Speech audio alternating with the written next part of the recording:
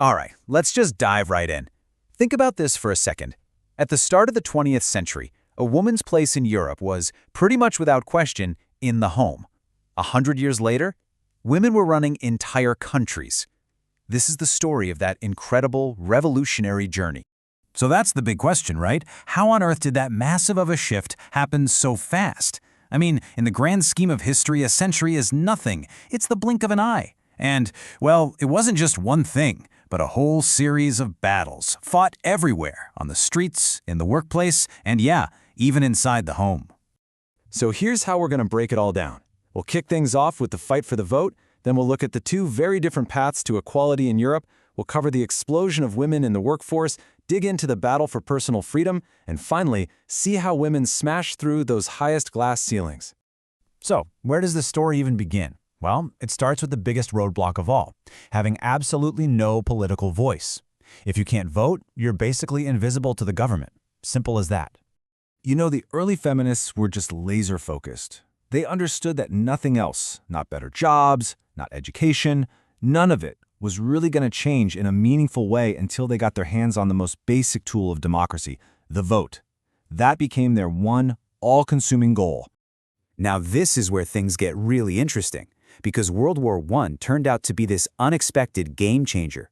With so many men fighting on the front lines, millions of women flooded into factories and fields to keep the country running. Their work was absolutely essential. So when the war was over, the old arguments against giving them the vote just fell apart. I mean, how can you look at women who built the weapons and grew the food and tell them they still don't get a say in how the country is run? The argument just evaporated. You can see the dominoes start to fall almost immediately after 1918. Although interestingly, France held on for a couple more decades. Okay, so getting the vote was a huge step, but the story isn't that simple. What happened next looked completely different depending on where you lived. The Cold War basically split the continent in two, creating a tale of two Europes, each with a totally different approach to women's rights. And the divide was pretty stark. In the West, you had this bottom-up grassroots struggle. It was a long, slow grind of protests and campaigns to win rights bit by bit. But in the East, it was all top-down. After the Russian Revolution, the state just declared women equal. Poof. On paper, it looked like progress overnight. But well, as we know, changing the law and changing hearts and minds are two very different things. All right, so women have the vote. What's next? The next big hurdle, the next mountain to climb, was money. It was about tackling economic dependence and fighting for financial independence. After World War II, you get this kind of perfect storm that just pulls women into the job market. First, the Marshall Plan is pouring money into Europe's economy. Suddenly, there were jobs everywhere and not enough people to fill them. At the exact same time, more and more women were going to college, getting the skills for a whole new kind of professional world. And what's really key here is that the type of work was changing. The economy was moving away from one built on muscle, think factories, steel mills, and towards an economy built on brains, white-collar work. This new knowledge economy cracked open a door for educated women that just hadn't really been there before. Now, let's be real. It wasn't some perfect transition. Sure, the doors were opening, but a lot of the time they led to part-time jobs or what they called women's work. And the pay gap? It was real, and it was persistent. Getting your foot in the door was a huge victory, for sure, but getting equal pay, let alone the corner office, was still a long way off. So that brings us into the 60s. Women can vote. More women are working. And yet, something still wasn't right. It became clear that there was this other, invisible barrier, this web of social rules and expectations controlling women's private lives. And then this one sentence comes along from the French philosopher Simone de Beauvoir, and it just lights a match. She argued that society teaches you how to be a woman. It's not something you're just born with. Now, today that might sound kind of obvious, but back then, whoa, that was an earthquake of an idea. It changed everything. And that earthquake of an idea, that was the fuel for what we call second-wave feminism. The first wave was about public stuff, right? Voting. The second wave turned inward. It started asking questions like, hey, what about what happens at home? What about our bodies? What about all the subtle ways we're held back at work? And right at the heart of all of this, the absolute center of it all, was the idea of control. Specifically, the right for a woman to be the one to decide what happens with her own body.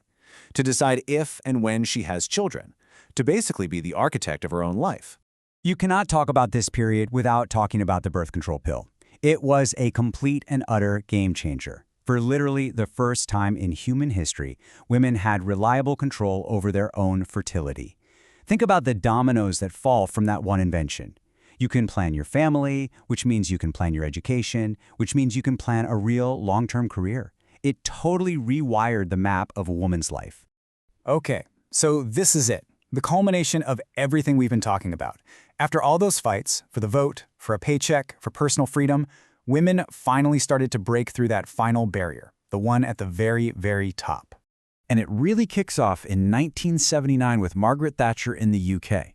Now, whatever you think of her politics, that's not the point here. The point is, her powerful presence on the world stage proved, beyond a shadow of a doubt, that a woman could lead a major global power. Then you jump forward a decade to Ireland, where Mary Robinson becomes the first female president, and she showed a different kind of power. She used her position to help drag a very conservative, very traditional country into the modern era. She was a huge catalyst for social change. And then, in '91, even France, the country that was so late to the party on even giving women the vote, finally got its first female prime minister, Edith Cresson.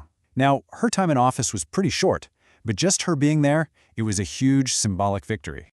So when you put it all together, these women did way more than just win an election. They totally rewrote the rules of the game. They took something that seemed impossible, made it possible, and then they started to make it feel normal. It created a whole new political reality. I mean, just step back and look at that whole journey. From being confined to the home to running the whole country.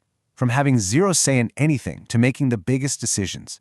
To do all of that in just 100 years, it's one of the most staggering social transformations in history. But, and there's always a but, isn't there? The story isn't finished, not by a long shot. Take a look at this number. That's roughly the gender pay gap that still exists today in Europe. It's like this little blinking light on the dashboard, reminding us that for all that amazing progress, we're not there yet.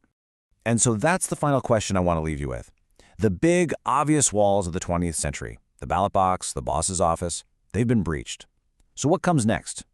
What are the invisible challenges, the more subtle barriers that define the fight for true equality in this century? That's definitely something worth thinking about.